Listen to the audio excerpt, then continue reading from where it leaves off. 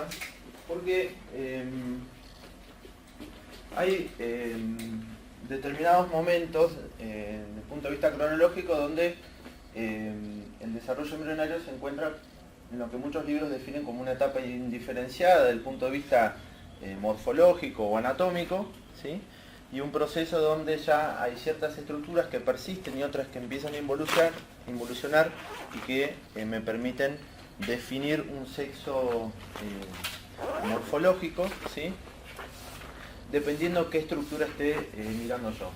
Con esto hago referencia a que vamos a ver el desarrollo de lo que ocurre a nivel gonadal y la diferenciación de lo que ocurre a nivel gonadal, el desarrollo y la diferenciación de lo que ocurre a nivel de lo que son los túbulos, ¿sí? Bien, una de las principales consecuencias de la fecundación, que los chicos que vienen a mi comisión, perdón,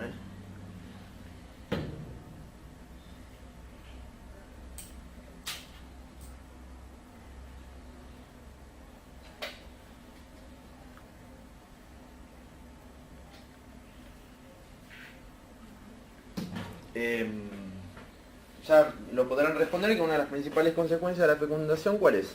Dentro de las varias características principales, ¿sí? Si lo contextualizamos en el teórico de hoy, sería el establecimiento del sexo genético, ¿sí?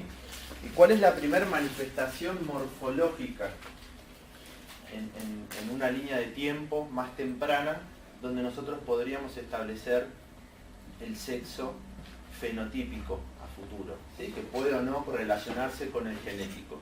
¿Cuál es la primera manifestación morfológica? Que es lo primero que uno puede identificar y dice, bueno, esto es un embrión desde el punto de vista genético masculino o un embrión desde el punto de vista genético femenino. No, la manifestación más temprana, ¿sí? Desde los conductos puede ser, desde la segregación de algún tipo de conducto. Antes. Por la proteína, SRI. Antes incluso.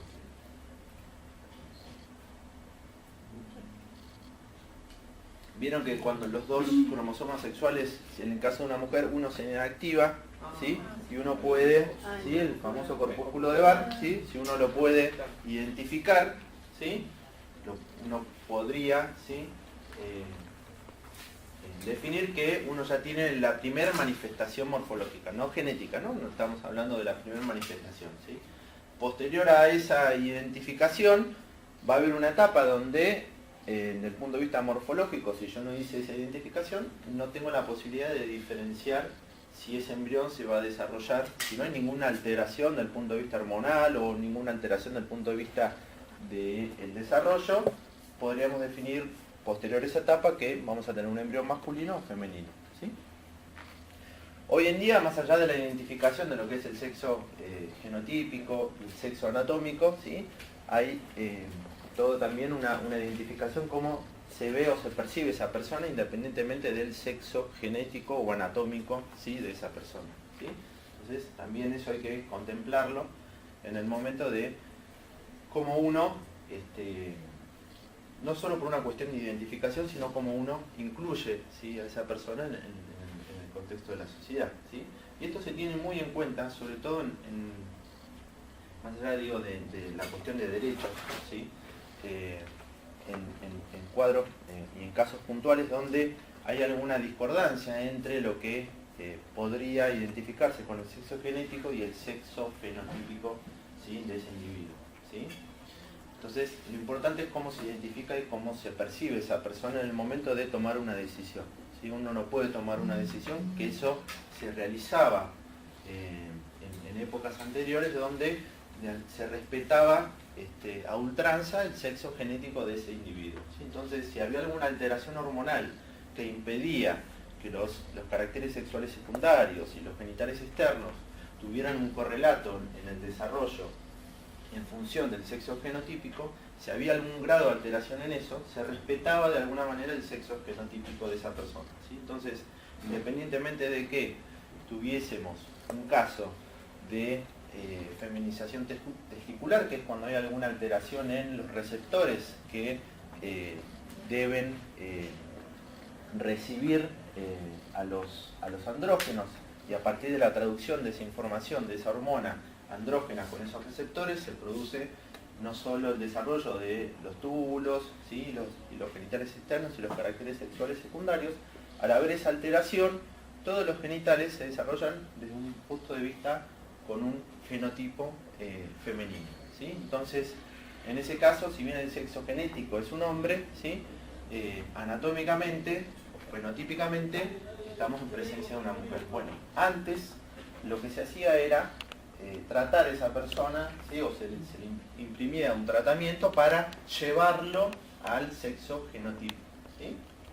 Imagínense que, dependiendo del momento en el que uno hace ese diagnóstico, los trastornos, ¿sí? Psicológicos y de inclusión que puede tener, en este caso, una mujer que su genotipo es un varón, ¿sí?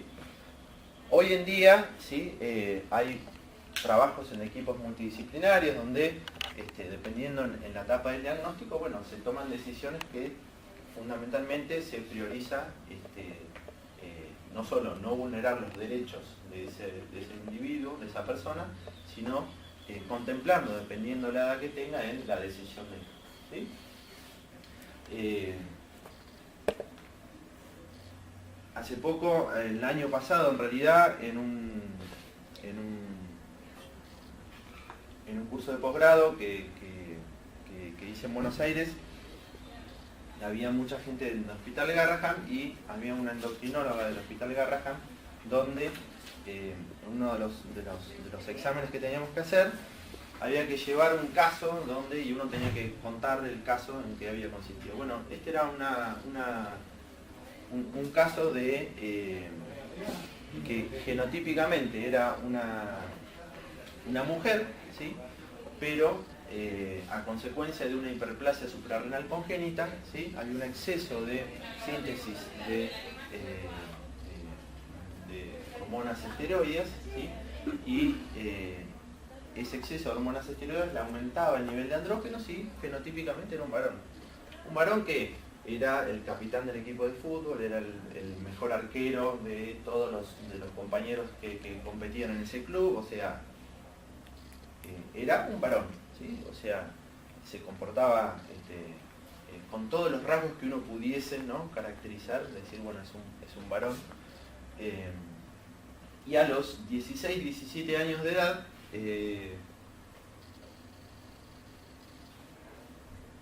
empieza sus primeras relaciones y a posteriori tenía dificultades en las relaciones sexuales con sus parejas mujeres, y le gustaban las mujeres, ¿sí? Empiezan a hacer el diagnóstico, empiezan a hacer distintos tipos de interconsultas y bueno, sí, era una mujer que tenía una alteración en las suprarrenales, una enfermedad congénita que le trastornaba todo la concentración y los ejes hormonales y con el paso del tiempo, ¿sí? Siempre se desarrolló fenotípicamente como un hombre, como un varón, ¿sí? Bueno, en este caso, más allá de que hubo que instaurar un tratamiento, porque en realidad la hiperplasia suprarrenal congénita no solo, una de las complicaciones no solo es una complicación entre comillas, ¿no? La modificación en el desarrollo, ¿sí? Fenotípico de esta persona, sino que también hay alteraciones en la regulación del medio interno, porque también está alterada la síntesis de aldosterona, o sea, todas las consecuencias que traía este caso. Entonces en un momento había que instaurar una terapia hormonal para disminuir esta hiperplasia suprarrenal congénita, pero había que de alguna manera contemplar y tener en cuenta que si uno instalaba la terapia hormonal iba a básicamente empezar a tener descenso de los niveles hormonales que habían logrado, ¿sí? Que esta mujer sea un varón, ¿sí? Entonces, bueno, esto fue un caso, no voy a seguir contando más del caso, pero fue un caso donde hubo que justamente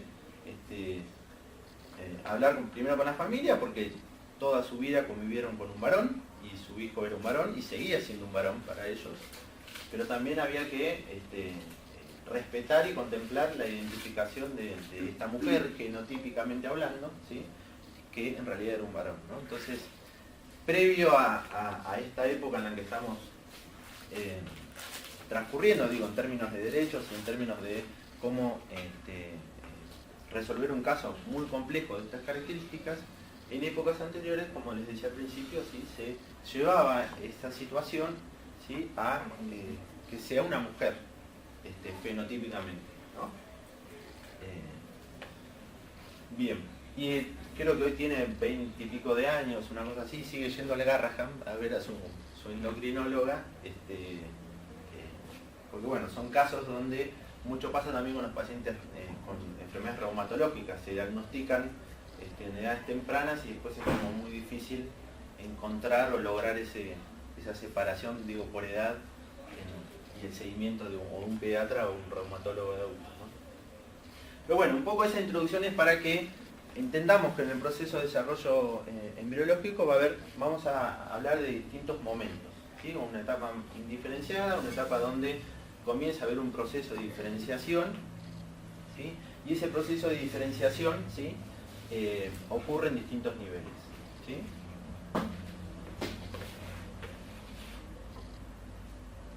O en distintas estructuras, ¿sí? El desarrollo del sistema reproductor es una parte de la diferenciación sexual del individuo, es una parte, no es el todo, ¿sí? Hay, como decíamos antes, hay otras características que no vamos a desarrollar acá, sobre todo desde otras disciplinas o desde otras miradas, ¿no? Bien, desde el punto de vista macroscópico, el género uno lo podría, ¿sí? Definir a partir de la séptima semana. En realidad hay algunos autores que entre la séptima y la novena semana ponen como un corte donde a partir de ese momento, ¿sí? Uno, si quisiese, hay estructuras que permitirían definir y diagnosticar el género de ese embrión o el sexo de ese embrión, ¿sí? En desarrollo. Desde el punto de vista ecográfico de imágenes, séptima, novena semana de gestación es muy difícil poder hacer un diagnóstico, ¿sí?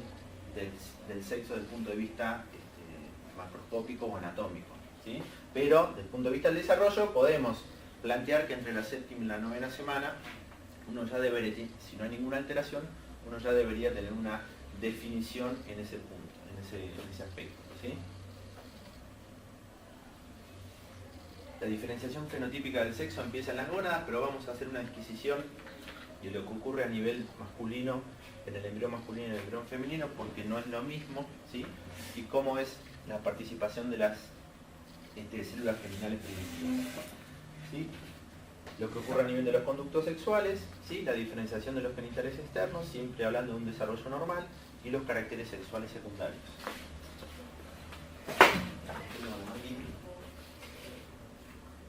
¿Sí? Bien. Esto ya lo mencionamos, ¿sí? Una de las cuestiones que ocurre en el momento que se define la determinación genética del sexo, o ocurre la determinación genética del sexo, ¿sí? Se empezó a estudiar cómo influían, ¿sí? De alguna manera los cromosomas sexuales en la posterior diferenciación, ¿sí? Y hubo un montón de teorías hasta que se logró poder identificar, ¿sí? El gen SRI que se encuentra en el cromosoma Y, ¿sí? Y la proteína, ¿sí? Que se sintetiza a partir de ese gen, y qué situaciones ocurrían en la presencia de este gen. ¿Alguno leyó algo de esto? ¿Qué hace el gen SRI? ¿Qué hace el producto del gen SRI?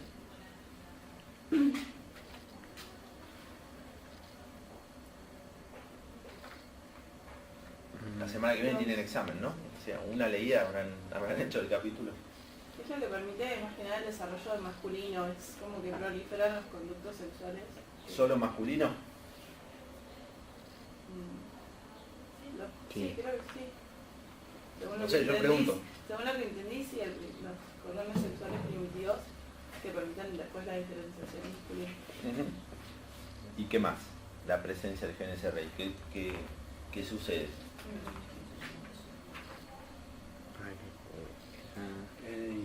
De generar los conductos vos, por la presencia. conductos de Wolff o los conductos de Müller? ¿Conductos mesonéfricos o paramesonéfricos? Creo que eran los de Wolff los que se generaban. En el embrión masculino. Creo que Al revés. ¿Sí? Era Son los de la Müller. diferencia. ¿Sí? Y para que no te confundas, siempre es el conducto mesonéfrico o de Wolff, ¿sí? Y los paramesonéfricos o de Müller, ¿sí? Están paralelos, ¿sí? Y laterales a la ubicación medial de los mesonéfricos, ¿sí? Los túbulos mesonéfricos se desarrollan en el contexto también del desarrollo del esbozo del sistema urinario primitivo, ¿sí? Recuerden que aparecen primero los pronéfros y después los mesonéfros. En ese territorio de tejido mesenquimatoso aparecen los conductos mesonéfricos, ¿sí? Y por un proceso de invaginación del epitelio celómico, ¿sí? Que es el epitelio que recubre de alguna manera la cavidad peritoneal, aparecen los conductos paramesonéfricos, ¿sí?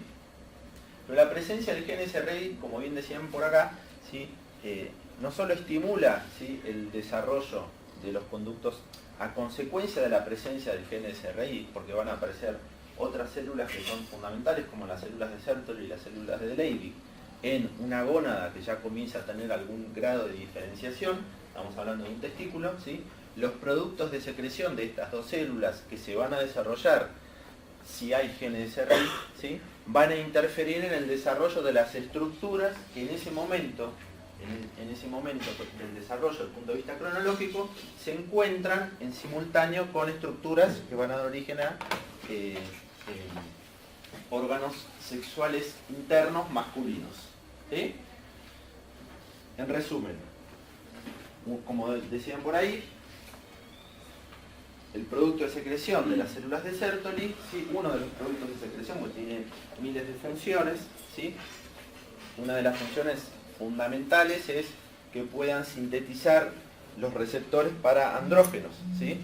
Si esos receptores no se encuentran, no solo que van a persistir los túbulos que van a dar origen a órganos sexuales internos femeninos en un embrión genotípicamente masculino, sino que van a involucionar esos túbulos, ¿sí? que participarían en el desarrollo de los órganos sexuales internos masculinos, ¿sí? Pero también las células de Sertoli liberan una sustancia que se llama sustancia antimülleriana, ¿sí? Que de alguna manera inhibe el desarrollo de los conductos paramesonéfricos o de Müller, ¿sí? Bien, si uno describe una línea de tiempo, ¿sí? Y de alguna manera grafica los momentos del desarrollo embriológico en un embrión masculino y un embrión femenino, va a haber algunas situaciones que ocurren, ¿sí? en ambos momentos independientemente del sexo genotipo, ¿sí? Como bien ustedes saben, las células germinales primitivas tienen su origen embriológico ¿en dónde? ¿Sí? En la pared del saco vitelino, ¿sí? Algunos autores también dicen que son células que a partir del proceso de la gastrulación de la tercera semana de gestación son células epiblásticas, ¿sí? Que se diferencian y ya en la tercera semana de gestación tenemos las primeras células germinales primitivas, ¿sí? Que se ubican, ¿sí? En la pared del saco vitelino, que migran a través de la pared del saco vitelino ya en cuarta semana, quinta semana de gestación, cuando el embrión se pliega por el mesodorsal del tubo digestivo, migran hacia lo que sería el retroperitoneo futuro, ¿sí? Mesonéfro dorsal, ¿está bien? Mesodorsal. Tengo, No mesonéfro dorsal, mesodorsal, que es lo que sostiene tengo el tubo digestivo, que el sería primer este tubo. meso, ¿sí? Por detrás, ¿sí? O sea, las células germinales primitivas vienen del saco vitelino, ¿sí? Este es el mesodorsal que tenemos acá, este es el tubo digestivo, un corte transversal a este nivel nos mostraría esta imagen. Esto que está acá es el mesodorsal que sostiene el tubo digestivo a la pared posterior del embrión, ¿sí? Por acá vienen las células germinales primitivas y se van a ubicar y migran hacia lo que son las crestas urogenitales, que era lo que yo les decía, ¿sí? A esta altura del desarrollo, en la línea media del embrión,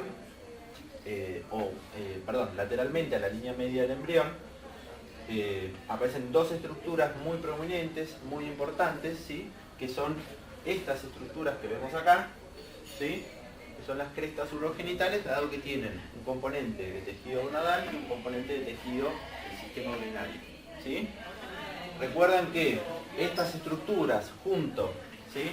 Con que acá está representado más pequeño, ¿sí? Pero junto a una estructura muy grande que también se está desarrollando a partir del intestino anterior, que es el hueso hepático, ¿sí? Esas dos estructuras, ¿sí? De alguna manera explicaban, ¿sí? O ayudaban a explicar la teoría de por qué las asas intestinales a partir de la 8ª semana de gestación se hernian hacia el cordón umbilical. ¿Se acuerdan de eso? ¿Sí?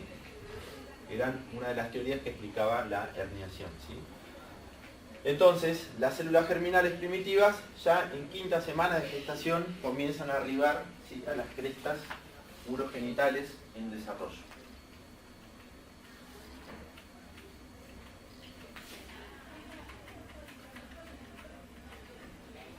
¿Sí? Bien. Desde lo que es la pared del epitelio celómico, ¿sí? Comienzan a aparecer, si nos detenemos en lo que es el desarrollo embriológico masculino, los primeros cordones espermáticos, ¿sí? Que son muy rudimentarios y transitorios en el desarrollo de lo que sería una gónada femenina, ¿sí? Aparecen y rápidamente pierden relevancia, ¿sí?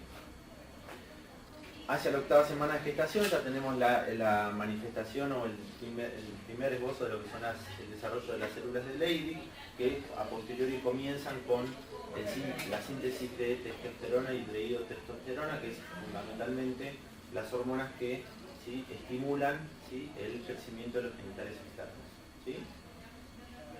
Entre la 8ª semana de gestación y las 20-24 semanas de gestación se produce, por un lado, inicialmente lo que es la inhibición y el regreso y la desaparición de los conductos de Müller a expensas de la síntesis de la sustancia antimülleriana por las células de Sertoli, ¿sí?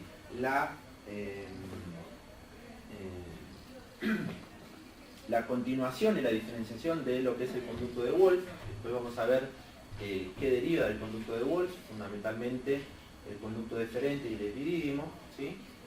La diferenciación de los genitales externos. Para que todo esto suceda, obviamente lo vinculamos con lo que decíamos recién, ¿sí? O sea, la presencia de células de Leydig y la síntesis hormonal de estas células, ¿sí? El descenso testicular, que cercano al nacimiento, entre las 30 y 38 semanas de gestación, más 34 a 38, ya debería haberse producido un descenso definitivo hacia la bolsa escrotal, y en ese descenso debería, ¿sí? Cerrarse la comunicación de lo que inicialmente teníamos en un inicio con el desarrollo y la aparición a nivel de lo que es la cavidad abdominal retroperitoneal, ¿sí? Si esa comunicación permanece abierta entre la cavidad abdominal y la bolsa escrotal, puede producirse, ¿sí? Una herniación de alguna asa intestinal hacia la bolsa escrotal, ¿sí? Y a su vez puede no ocurrir el descenso, ¿sí? Testicular, ¿sí? Que a veces puede producirse al nacimiento. Uno revisa un recién nacido de término y no detecta los testículos en las bolsas escrotales, ¿sí? Entonces uno ahí tiene que hacer una ecografía para evaluar si realmente tengo unos testículos en la cavidad abdominal, y luego mediante estimulación hormonal se produce, ¿sí? El descenso definitivo hacia las bolsas escrotales, ¿sí? Bien, si nos paramos en el desarrollo de lo que sería un fenotipo femenino, en las mismas etapas del desarrollo cronológico, vamos a tener, por un lado,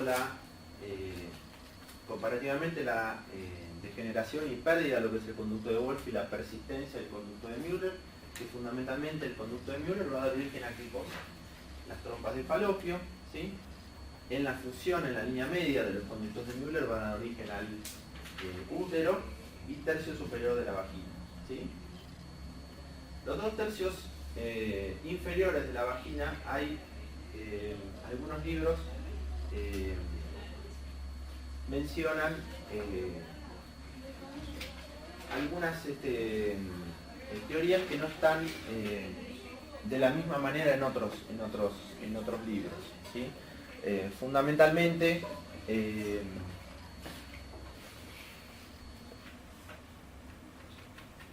el Carson lo que van a encontrar es que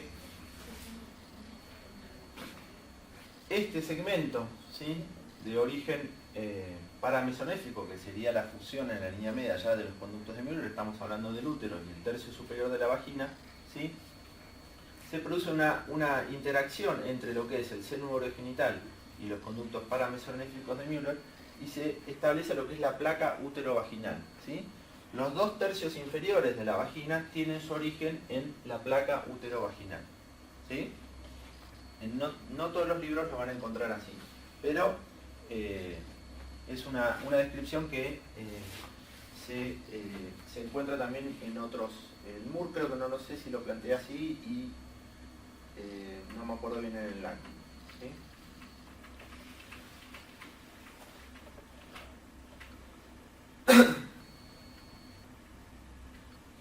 Bien.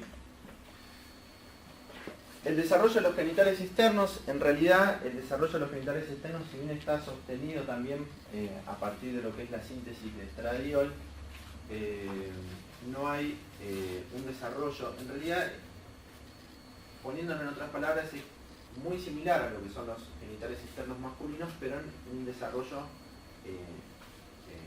mucho menor, y por otro lado no se produce, por ejemplo, la fusión de los pliegues genitales en la línea media para formar lo que son las bolsas escrotales, ¿sí?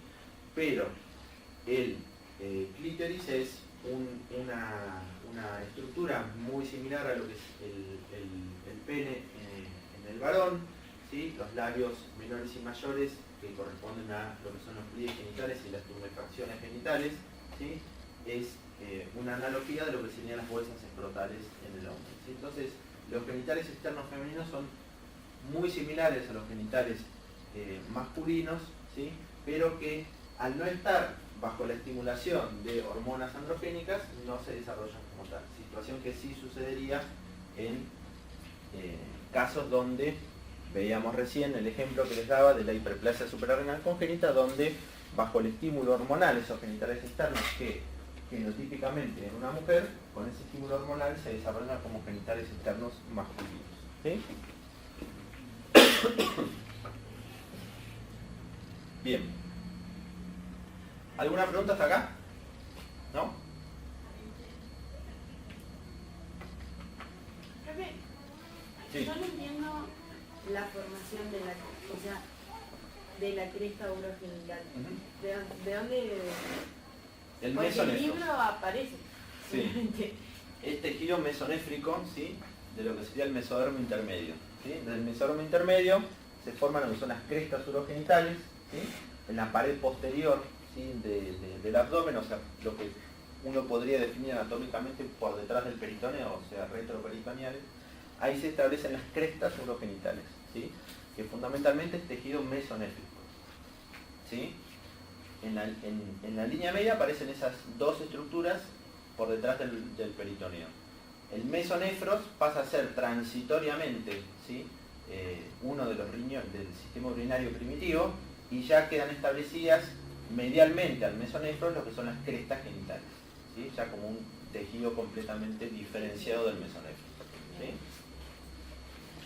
Bien. Las células germinales primitivas, ¿sí?, como bien dijimos, migran desde el saco vitelino hacia las crestas genitales en formación, ¿sí? ¿Cómo logran esto? Bueno, hay distintas explicaciones para que eso suceda, como por ejemplo los movimientos amemoides, las modificaciones que suceden en la matriz extracelular, factores quimiotácticos que van favoreciendo que las células, ¿sí?, puedan emitir, ¿sí?, distintos y modifiquen, ¿sí?, la distribución de sus organelas para empezar a tener movimientos ameoides y que vayan, ¿sí?, de alguna manera siguiendo esos factores quimiotácticos, ¿sí?, y de esa manera logran arribar a lo que son las crestas genitales, ¿sí?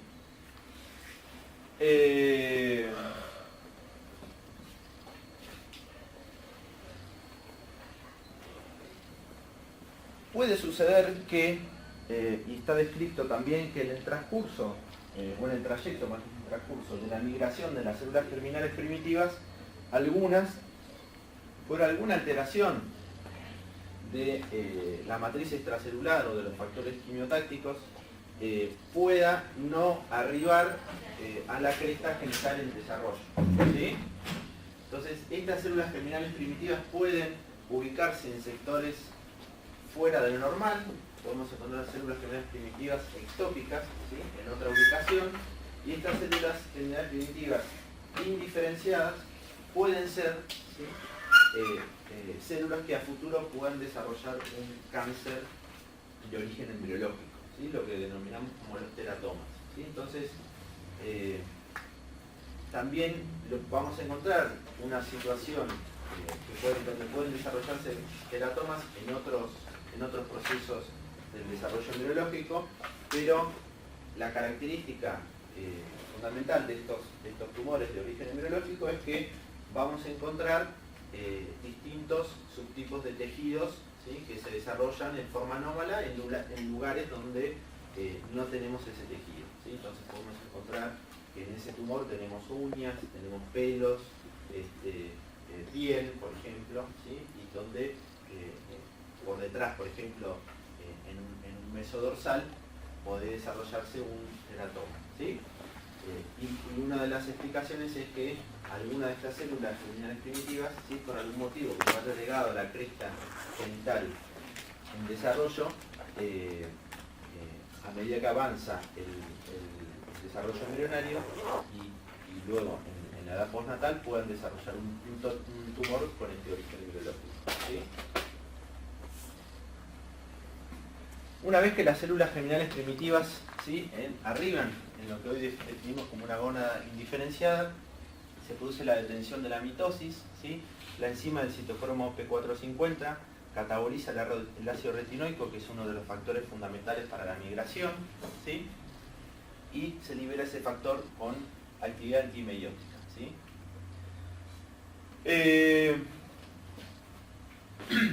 Esto es fundamental, ¿sí? Una vez que las células germinales arriban, ¿sí?, a la gónada, se desarrollan gametos masculinos o femeninos dependiendo del medio ambiente de las células somáticas de la gónada y no de su propia dotación genética, ¿sí? Esto quiere decir que se desarrollarán gametos masculinos siempre y cuando, ¿sí?, el contexto sea favorable para ese desarrollo y haya cierto tipo de células, como por ejemplo las células de Sertoli, ¿sí?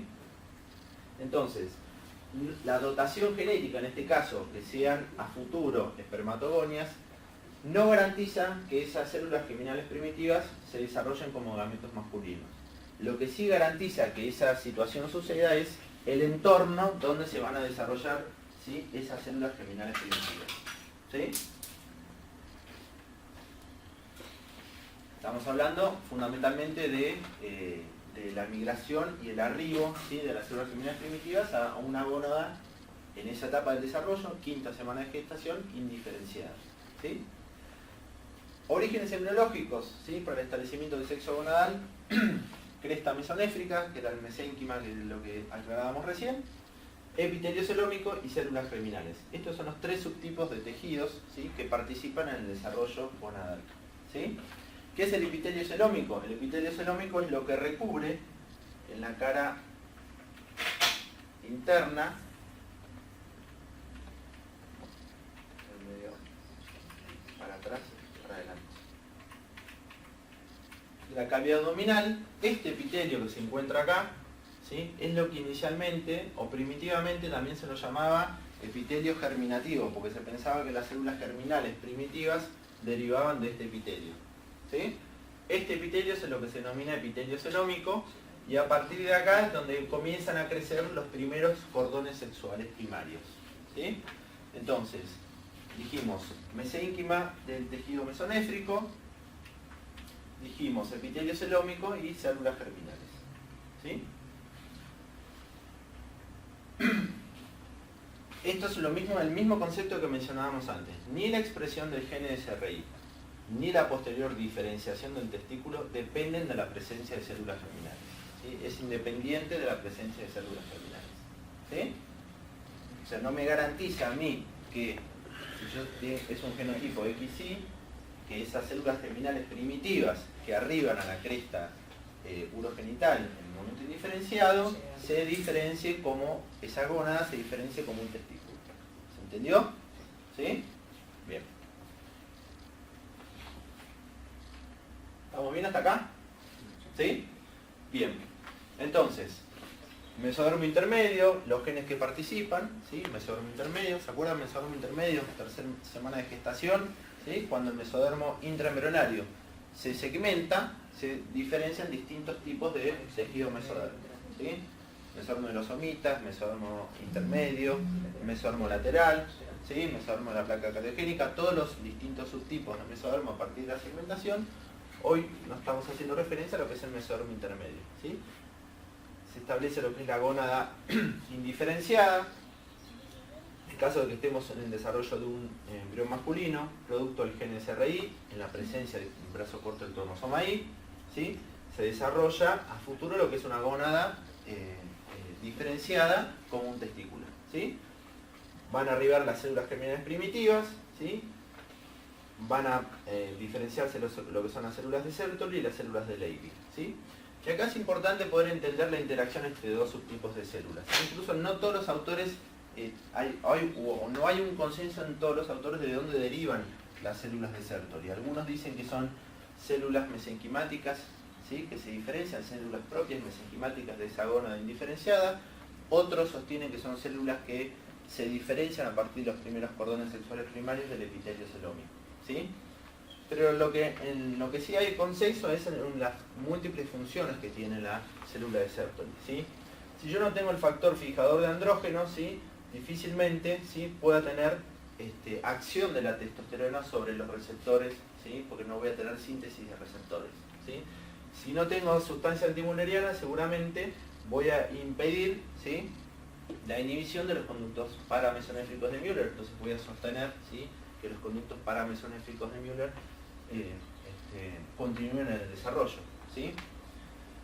Las células de Leydig, sí, que son fundamentalmente que sintetizan testosterona y a través de la 5-alfa reductasa se posibilita la dihidrotestosterona, que tiene fundamental participación en lo que es el establecimiento de las vesículas y las glándulas que acompañan a los genitales internos, ¿sí? A nivel de lo que sucede a nivel de lo que es la próstata, ¿sí? Que es una interacción que sucede entre el mesénquima y el epitelio, ¿sí? Pero fundamentalmente, ¿sí? La presencia de dihidrotestosterona que facilita ese desarrollo de esa glándula, ¿sí? Esa glándula nexa. Bien. Cuadrito muy interesante como para poder resumir, ¿sí? El desarrollo. Fíjense que en este cuadro no en vano está puesto que gónada indiferenciada y testículo está de alguna manera como adelantado o ocurre previamente y es independiente a la presencia de las espermatogonias, ¿sí? Que en este caso van a dar origen a lo que son los espermatozoides, que era lo que decíamos antes. No me asegura, ¿sí? La presencia de células germinales primitivas, la diferenciación de la gónada hacia el fenotipo masculino, ¿sí? Este es un corte histológico, ¿sí? Donde básicamente lo que está describiendo es lo mismo que veíamos en el esquema. ¿Esto qué sería? Que tengo acá. Mesenterio dorsal. ¿Sí? Este sería el mesenterio dorsal o el mesodorsal, ¿sí? Esta sería, ¿sí? La cara de la cavidad abdominal, donde tendríamos ¿qué cosa? El epitelio celómico, ¿sí? No se ve bien en la foto, pero bueno, describen algunas células germinales primitivas. Esto que tenemos acá, ¿qué sería? Acá lo dice igual, pero ¿qué tendríamos, ¿sí? Lateralmente a la cresta genital, que dijimos recién? El primordio del sistema urinario primitivo, el mesonefros, ¿sí? Que a este nivel de corte ya no lo tenemos y quizás cronológicamente el pronéfro ya fue involucionando, ¿sí? Hay una regresión cefalocaudal en el desarrollo hasta establecerse el riñón definitivo, ¿sí? Pronéfros, mesonefros y luego el riñón definitivo con otro origen embriológico, ¿sí?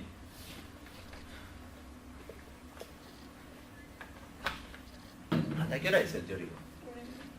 1:30. ¿Y ahí el aula se ocupa después? No sé. Bueno, por ahí nos quedamos un ratito más y un poquito más tarde. Esto fue lo lo fuimos mencionando, separación de la corteza con el establecimiento de la túnica albuginia, no es muy importante eso, ¿sí? Pero ya lo fuimos mencionando, ¿sí? Células de Leydig, también mencionamos la octava semana, no mencionamos el tiempo, sí lo mencionamos en el cuadrito anterior, octava semana produce andrógenos hasta la semana 18, porque luego, ¿sí?, las células de Leydig quedan de alguna manera como en una especie de invernación, ¿sí?, o enquiescencia hasta la pubertad. En la pubertad nuevamente aumenta la síntesis de andrógenos y produce todos los cambios que ocurren, ¿sí?, a nivel de lo que es los caracteres sexuales secundarios, ¿sí? Ya se viene desarrollando, pero aumenta drásticamente la producción de hormonas androgénicas en esa etapa del desarrollo, ¿sí? A partir de la octava semana, por eso decíamos séptima, novena semana de gestación, ya desde el punto de vista morfológico podemos definir como un corte en el tiempo donde luego de esa semana, si no hay ningún tipo de alteración, no vamos a tener estructuras que de alguna manera me determinen una etapa del desarrollo indiferenciada, ¿sí? ¿Por qué? Porque si yo tengo el desarrollo gonadal, tengo una gónada que se está diferenciando como un testículo, tengo células de Sertoli, voy a tener sustancia antimülleriana y por lo tanto los conductos paramesionérficos de Müller no se van a desarrollar, entonces voy a tener solo persistencia, ¿sí?, de los conductos de Wolff, ¿sí? O sea, a partir de la octava semana, novena semana de gestación, desde el punto de vista macroscópico, yo puedo establecer ya un sexo fenotipo, ¿sí? Funciones de las células de Sertoli, decíamos recién, inducen la migración de células mesenquimatosas, células endoteliales desde el mesonefros hasta los testículos. Ahora vamos a ver esto en más detalle. Emiten señales que inhiben la entrada de las células germinales masculinas en meiosis, ¿sí? Tengan en cuenta que la meiosis en las espermatogonias, ¿sí?, va a ocurrir cuando, a diferencia de lo que ocurre con la mujer, que queda en una etapa ya de una meiosis 2. Es la principal diferencia, ¿sí? Esto va a empezar a ocurrir cuando, en la pubertad, ¿sí? En cambio en la mujer, ya en el nacimiento, ¿sí?, los folículos primarios, ¿sí?, con los ovocitos, ovocitos 1 y ya entrado en ovocitos 2, ¿sí?, empieza con la detención de la meiosis, o sea, ya nace con la división meiótica iniciada, a diferencia de lo que ocurre en el hombre, ¿sí? ¿Folículos primarios? Primordiales. ¿Dije primarios? ¿Dije primarios? Creo que sí.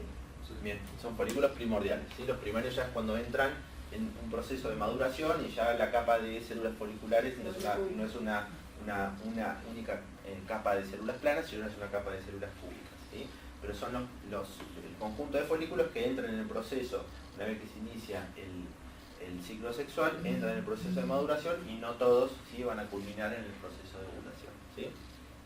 Por eso es que ya el embrión femenino, ya el feto femenino cuando nace, el recién nacido, ya nace con toda su dotación, ¿sí?, de gametas, ¿sí?, que van a entrar en el proceso de maduración en toda su etapa de fertilidad, ¿sí? Entonces podemos tener un ovocito detenido en su meiosis desde la octava semana del desarrollo hasta 50 años, más o menos 5 años, ¿sí? O sea, puede estar en esa etapa de latencia en su meiosis y puede iniciar su maduración y continuar con su división meiótica a los 55 años de edad, ¿sí?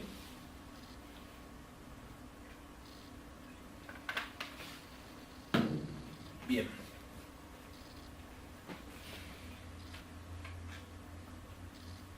Este es un esquema que no me gusta mucho porque es bastante... Uno mira y no sabe por dónde empezar a mirar, ¿sí? Pero bueno, describo algunas cosas que está bueno como para partir de un embrión con una gónada indiferenciada y qué sucede, ¿sí?, en el desarrollo masculino y qué sucede en el desarrollo de un embrión femenino, ¿sí? Esto que describimos acá, ¿sí?, son en realidad los cordones sexuales primarios, ¿sí?, que tienen su origen desde el epitelio celómico y que a medida que va avanzando el desarrollo en una gónada con diferenciación femenina, esos cordones van a ir involucionando y pierden, ¿sí?, relevancia, no así lo que ocurre a nivel de la gónada testicular, ¿sí? Incluso ya rápidamente la gónada femenina, o sea el ovario, tiene características histológicas que difieren un poco de lo que ocurre en el testículo. Podemos identificar la ubicación, ¿sí?, en la corteza del ovario de todas las gónadas, ¿sí?, y un territorio celular diferente a nivel de lo que es la médula del ovario, ¿sí? Eso no es lo mismo que ocurre de lo que ocurre a nivel del testículo, donde tenemos todos los túbulos, ¿sí?, que están ubicados, ¿sí?, y tienen mayor desarrollo de lo que inicialmente sucede en una gónada indiferencial, ¿sí? Muy bien.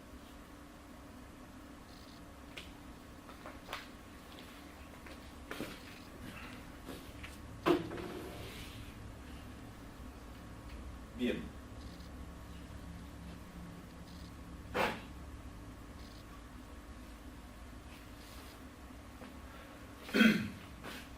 Estos son los cordones sexuales primitivos, ¿sí? Estos son los cordones ya testiculares en una etapa más avanzada del desarrollo, ¿sí? Y esto es lo que a futuro van a quedar como resabios, ¿sí?, de esos cordones sexuales que inicialmente se desarrollan, ¿sí?, desde el epitelio celómico, ¿sí? Se los puede encontrar como resabios, ¿sí?, a nivel de lo que es una gónada femenina, como es la rete ovari, ¿sí? Histológicamente no sé si es algo que uno lo puede identificar fácilmente, pero es el resabio, ¿sí?, de los cordones sexuales primarios, ¿sí?, que pierden preponderancia y relevancia en el desarrollo de lo que es una gónada femenina, ¿sí? Este esquema es un poco más ordenado que el anterior, ¿sí?, sobre todo para entender la ubicación anatómica, que era un poco lo que preguntabas vos, ¿sí?, en relación a lo que es el mesonefros, ¿sí?, y el mesodermo intermedio.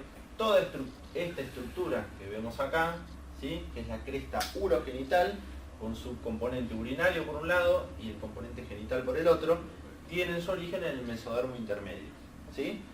Toda esta estructura es muy importante desde el punto de vista del desarrollo anatómico en una etapa del desarrollo embrionario, y conjuntamente a lo que mencionábamos previamente con el brote del pozo hepático, es lo que facilita de alguna manera o posibilita la herniación de las asas intestinales, ¿sí?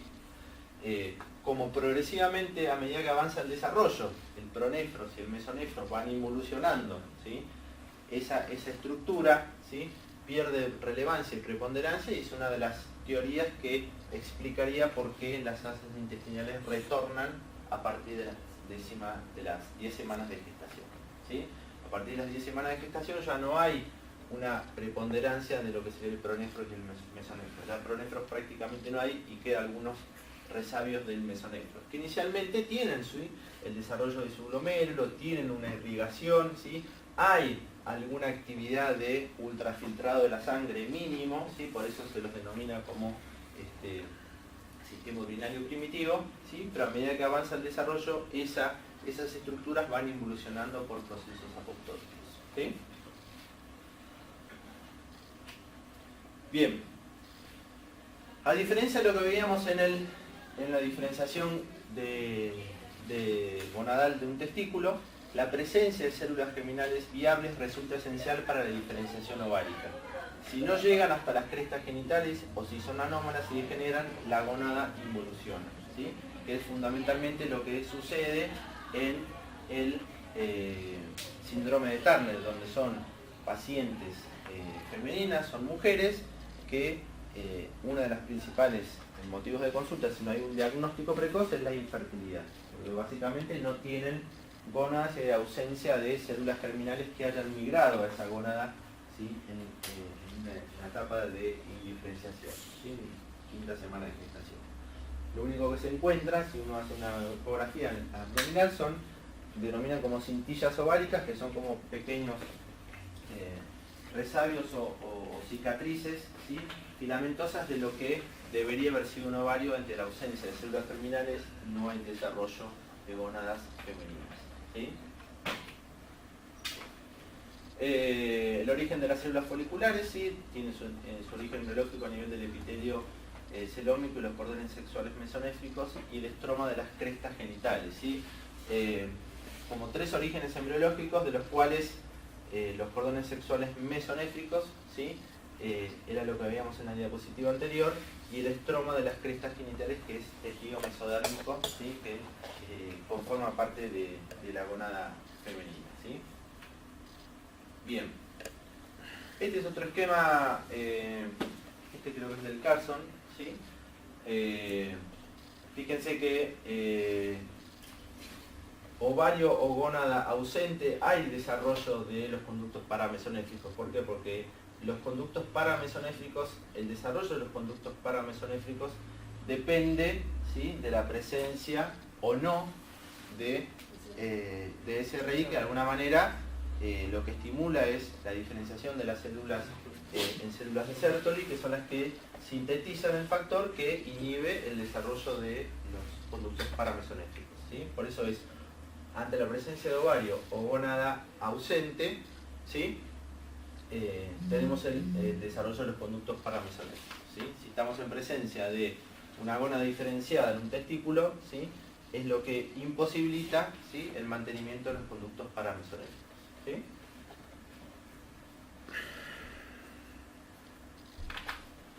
Bien.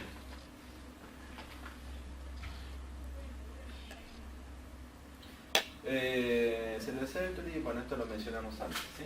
Conductos diferentes, la producción de testosterona facilita y diferencia en realidad lo que son los conductos mesonéfricos de Wolff, ¿sí? Que van en origen a lo que es el conducto deferente y el epididimo, ¿sí? Fundamentalmente, que el epididimo, ¿sí? Se conecta a través de los túbulos seminíferos, que tienen otro origen embriológico, es a nivel gonadal, ¿sí? Y se produce la unión entre lo que es el origen embriológico, ¿sí? De los conductos de Wolff con el origen embriológico de lo que son los túbulos seminíferos a nivel gonadal, ¿sí? Bien. Este es un esquema tan muy similar en todos los libros, ¿sí? Para que se ubiquen anatómicamente y qué sucede con los conductos de Wolff, ¿sí? Con su desembocadura a nivel de lo que es el seno urogenital, que el seno urogenital comienza a dividirse, en la quinta semana de gestación la cloaca comienza a dividirse, ¿sí? A través de lo que es el tabique mesodérmico, que es el tabique urorectal, que comienza a dividir la cloaca en dos segmentos, ¿sí? El segmento urogenital, ventralmente, ¿sí? Y caudalmente o dorsalmente al seno urogenital, el seno anorrectal, ¿sí? Que va a formar parte de, del desarrollo del tubo digestivo posterior, ¿sí? El segmento más caudal. La desembocadura de los conductos mesonéfricos de Wolff en el seno urogenital, y los conductos paramesonéfricos dijimos que se ubican lateralmente a los conductos de Wolff, ¿sí? Fíjense que el conducto de Wolff participa también en la generación de lo que son los túbulos mesonéfricos, ¿sí? Que van a tener su función, ¿sí? En este territorio, ¿sí? Que es el territorio mesonéfrico, ¿sí? Con la función de el ultrafiltrado, que era lo que mencionábamos antes, ¿sí? Lateralmente a los conductos mesonéfricos de Wolff, ¿sí? Por un proceso de invaginación del epitelio celómico, ¿sí? Tienen otro origen embriológico diferente, ¿sí? A los conductos de Wolff, ¿sí? Es una invaginación del epitelio celómico. Una vez que se cierran los conductos paramesonéfricos, ¿sí? Se cruzan, ¿sí? Por la cara ventral de los conductos mesonéfricos de Wolff y se ubican en la línea media del embrión, ¿sí? Si no tenemos el desarrollo de una gónada, ¿sí? Masculina, en este caso estamos en presencia de un ovario, ¿sí? Progresivamente no vamos a tener la síntesis hormonal que me favorezca y estimule el desarrollo de los conductos de Wolff, y por otro lado no vamos a tener sustancia antimulleriana. Estas estructuras comienzan a crecer y a desarrollarse y se comienzan a fusionar en la línea media del embrión, ¿sí? Las estructuras más cefálicas de los conductos paramesonéfricos de Müller van a dar origen ¿a qué? A las trompas de falopio, ¿sí? Y el segmento más caudal de los conductos paramesonéfricos de Müller va a dar origen ¿a qué cosa? El tercio superior de la vagina, el cuello del útero y el útero en la fusión de la línea media, ¿sí? ¿Se acuerdan que decíamos que por debajo, ¿sí?, del tercio inferior de la vagina, ¿sí?, teníamos una placa, ¿sí?, uterovaginal que daba origen, que era el esquema que le mostraba al principio, ¿sí?, a los 2 tercios inferiores de la vagina, ¿sí? Bien, una etapa más avanzada del desarrollo, ¿sí? Tenemos las trompas de falopio, ¿sí?, ya la fusión de los conductos paramesonéfricos de Müller en la línea media con el útero y el tercio superior de la vagina, ¿sí? Bien. ¿Sí? Esta es la placa útero-vaginal, ¿sí? Esta es la placa útero-vaginal en desarrollo, ¿sí?, en relación con el seno urogenital, que acá en el seno urogenital, en el caso de una mujer, no va a haber un desarrollo importante de lo que es la uretra, ¿sí?, como sí sucede, ¿sí?, en el hombre, ¿sí? Vamos a ver de dónde el origen de la uretra peniana, sobre todo de los pliegues genitales, que cuando se fusionan en la línea media, ¿sí?, logran, ¿sí?, establecer la conformación de la uretra. El seno urogenital, ¿sí?, está en íntima relación, ¿sí?, con la desembocadura de la uretra, ¿sí?, con los 2 tercios inferiores de la vagina, que tienen su origen a nivel de lo que es la placa uterovaginal, ¿sí? Entonces, conductos paramesonéfricos de Müller, dijimos trompas de falopio, útero, cuello, tercio superior de la vagina. Los 2 tercios inferiores de la vagina, su origen embriológico, están dadas en la placa uterovaginal, ¿sí? Lo remarco porque si les preguntan el origen embriológico de la vagina, ¿sí?, tiene 2 orígenes embriológicos diferentes, ¿sí? Tercio superior, conducto paramesonéfrico de Müller, ¿sí?, 2 tercios inferiores, ¿sí?, de la placa uterovaginal, ¿sí? Bien. En el conducto de Wolf también por una interacción mesenquimática epitelial, ¿sí?, como sucede en muchas estructuras en el desarrollo embriológico, por una interacción mesenquimática y epitelial, ¿sí?, se favorece o se estimula el desarrollo, ¿sí?, en este caso de la vesícula seminal, ¿sí? O sea, comienzan a producirse brotes de células epiteliales del conducto de Wolf, ¿sí?, que ya estamos hablando en realidad del conducto deferente, en una etapa más avanzada del desarrollo, y ese brote epitelial es favorecido por esta interacción con células mesenquimáticas, ¿sí? ¿Cómo se traduce ese fenómeno? ¿Cómo se llama ese fenómeno?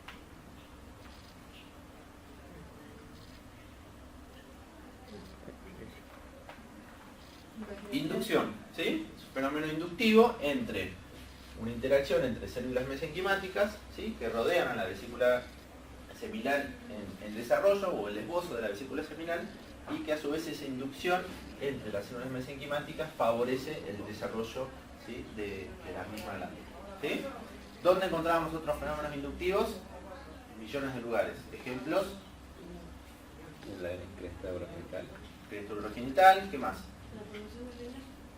La formación del riñón con la cúpula metanéfrica y el brote ureteral. ¿Qué más? La notocorda con la placa neural, ¿sí?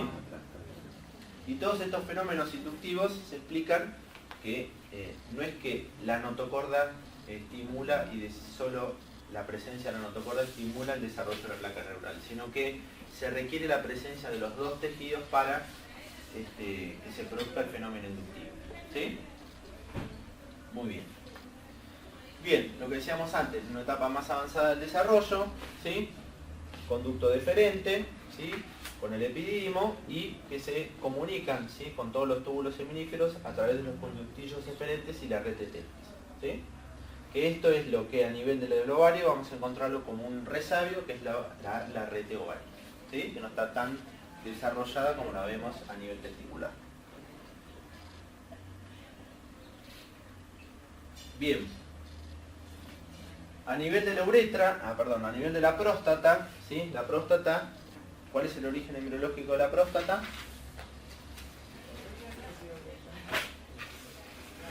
¿De dónde deriva la próstata? Yo sabía por qué. Tenía la máquina prendida, porque les quería mostrar un esquema.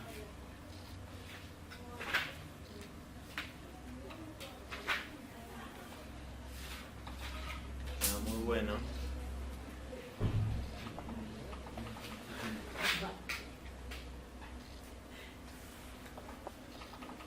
¿sí?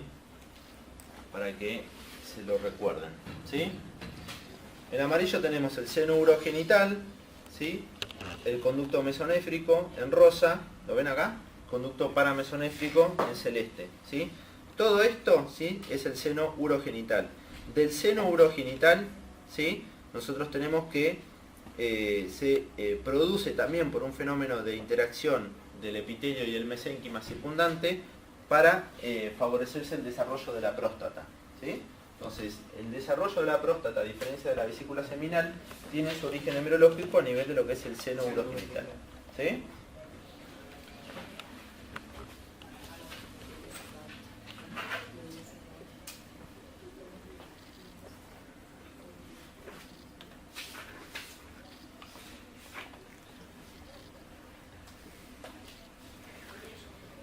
¿Sí?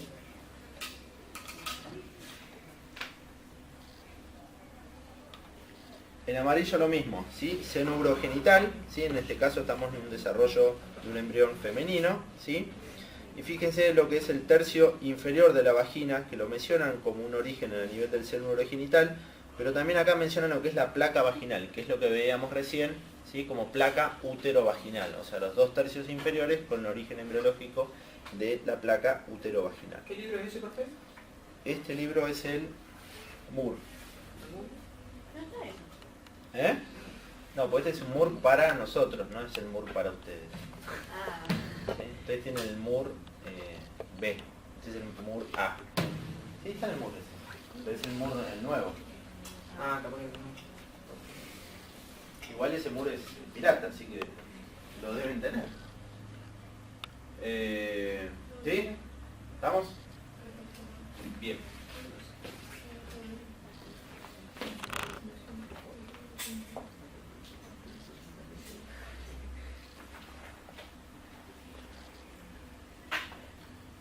Lo que decíamos recién, interacción epitelio-mesénquima, receptores para andrógenos, por un efecto parámetro vía factor de crecimiento, se produce el crecimiento por brotes de los epitelios como con rasgos glandulares, ¿sí? Misma situación, pero con 2 orígenes embriológicos diferentes, ocurre a nivel del desarrollo de las vesículas seminales y por otro lado con el desarrollo de la próstata, ¿sí? Mismo mecanismo biológico del desarrollo, ¿sí? Con orígenes embriológicos distintos. Bien, claro que me impresiona, ¿sí?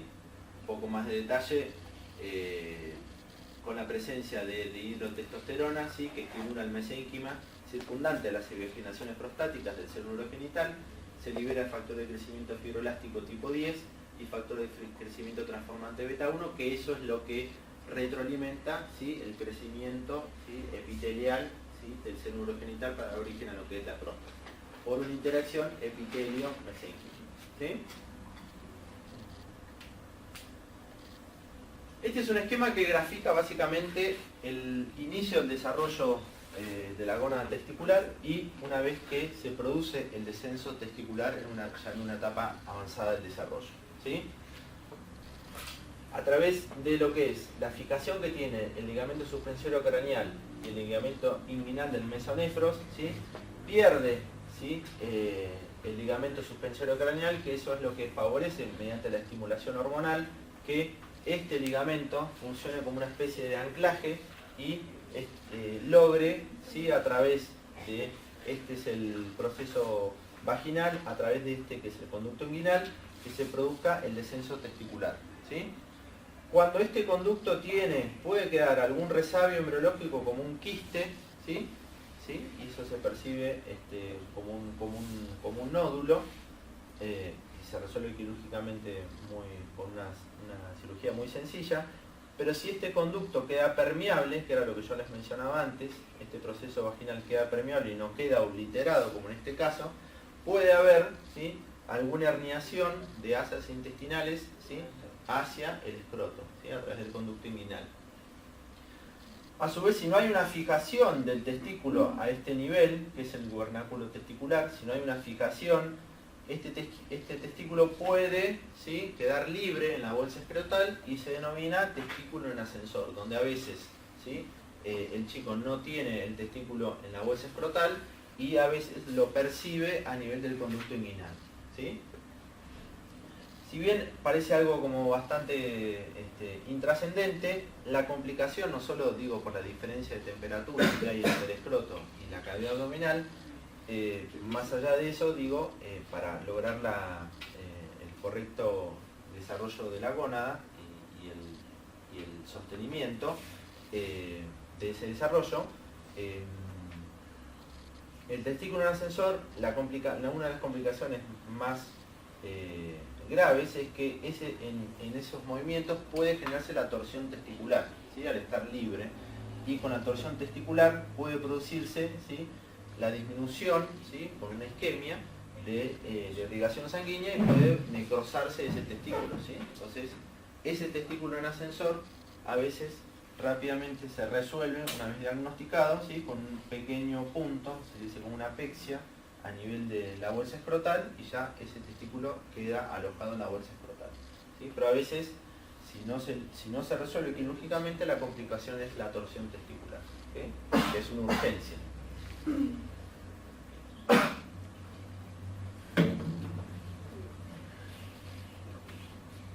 Bien, genitales externos. Dijimos que en la etapa indiferenciada tenemos tres estructuras que las encontramos en ambos embriones, tanto masculino como femenino, ¿sí? El tubérculo genital, los pliegues genitales y las tumefacciones genitales. El tubérculo genital va a dar origen a lo que es el pene y el clítoris, ¿sí? Los pliegues genitales y las tumefacciones genitales son los que van a conformar los labios menores y los labios mayores, ¿sí? Y en el hombre o en el varón, ¿sí?, los pliegues genitales y las tumefacciones genitales van a conformar lo que es la uretra peniana, ¿sí?, y las tumefacciones genitales, la bolsa escrotal, ¿sí? Etapa indiferenciada del desarrollo, séptima, novena semana del desarrollo de un embrión masculino, desarrollo de un embrión femenino, ¿sí? Tubérculo genital, ¿sí? Estos son los pliegues genitales y estos son las tumefacciones genitales. Pliegues genitales, tumefacciones genitales, ¿sí? Labios mayores, labios menores, tubérculo genital que da origen al clítoris, ¿sí? Pliegues genitales que comienzan a fusionarse y cerrarse en la línea media, que es lo que establece la conformación de la uretra peniana, ¿sí? Y las tumefacciones genitales son las que también se fusionan en la línea media, y la consecuencia de esa fusión es la aparición de lo que es el raspe escrotal, y se conforma lo que son las bolsas escrotales que van a contener a los testículos, ¿sí? En el caso de la mujer, los labios mayores no se fusionan, ¿sí?, que son las tumefacciones genitales, y los pliegues genitales, ¿sí?, son los que conforman los labios menores, ¿sí?, en íntima relación con lo que es el seno, ¿sí?, urogenital, ¿sí?, que en el seno urogenital fundamentalmente lo que va a hacer es la comunicación a través del conducto de la vagina, la cavidad de la vagina, y la desembocadura de la uretra, a nivel del seno urogenital, ¿sí? O sea que también si nos preguntan el origen biológico de la uretra, en el hombre tiene dos. Sí, el tercio distal, también lo que van a encontrar, que no lo mencioné, el tercio distal de la uretra también se produce por una invaginación, ¿sí?, del ectodermo general, ¿sí? Y el resto de la uretra, ¿sí?, peniana, no de la uretra prostática, sino sí de la uretra prostática, de la uretra peniana, su origen embriológico está en la fusión de los pliegues genitales en la línea media, ¿sí? En este esquema lo vamos a ver mejor, ¿sí? Estos son los pliegues genitales, ¿sí?, que al fusionarse en la línea media establecen la conformación de la uretra, ¿sí? Estos son cortes transversales a estos niveles, ¿sí? El segmento distal, ¿sí?, que lo mencioné en la diapositiva anterior, es invaginación, ¿sí?, del ectodermo general, ¿sí?, de la uretra peniana, ¿no? Bien. ¿Preguntas hasta acá? ¿No? Bueno. Hemos terminado, ¿sí? Para que les cierre bien, lo que les recomiendo es, y incluso la mayoría de los libros lo tienen así descrito, Algunos libros describen en el mismo capítulo el desarrollo urinario, el desarrollo genital, ¿sí?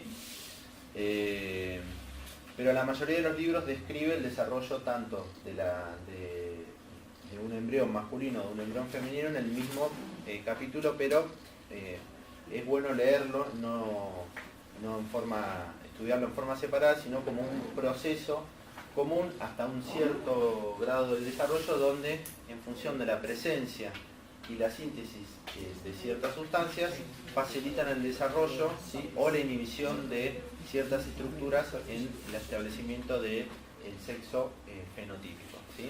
Tengan en cuenta que cuando esto sucede en forma anómala o hay algún tipo de alteración o en los receptores o en la síntesis de hormonas, ¿sí?